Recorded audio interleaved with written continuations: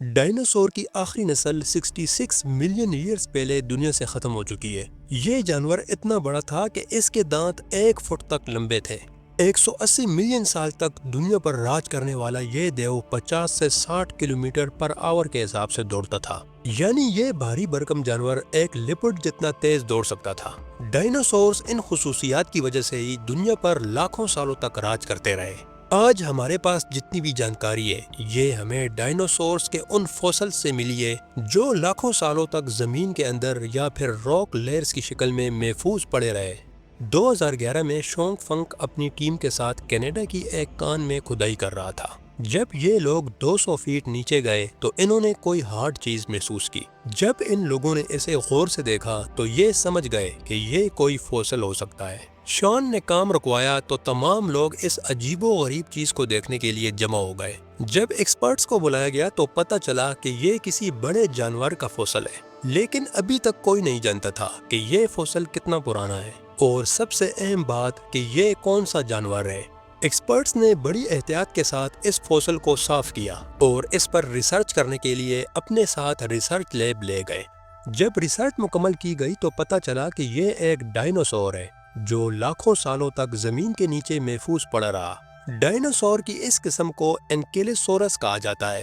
یہ ڈائناسورز گوشت خور نہیں تھے بلکہ یہ صرف گھاس ہی کھاتے تھے۔ اس کی لمبائی صرف 18 فیٹ تھی اور وزن 1300 کلو گرام تھا۔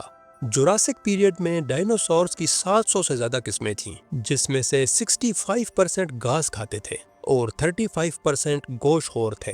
اس دور میں جتنے بھی بڑے سائز کے ڈائناسورز تھے وہ گوشت کھاتے، جیسے پٹاگوٹائٹن ڈائناسور۔ اس ڈائناسور کو اب تک کا سب سے بڑا ڈائناسور مانا جاتا ہے، جس کی لمبائی 37 میٹر تھی اور اس کا وزن 42,000 سے لے کر 70,000 کلو گرام تک ہوتا تھا۔ یہ 14 ہاتھیوں کے برابر وزن بنتا ہے۔ سائنسدانوں کو اب تک 900 ایسے فوسلز ملے ہیں جو مختلف سپیشیز کے ہیں۔ جوراسک پیریڈ میں صرف ڈائناسورز ہی 400 بلین کی تعداد میں پوری دنیا پر پھیلے ہوئے تھے۔ ان کے فوسلز دنیا کے مختلف حصوں میں دریافت کیے گئے ہیں۔ سب سے پہلا فوسل ناروے میں کچھ مزدوروں نے دریافت کیا تھا۔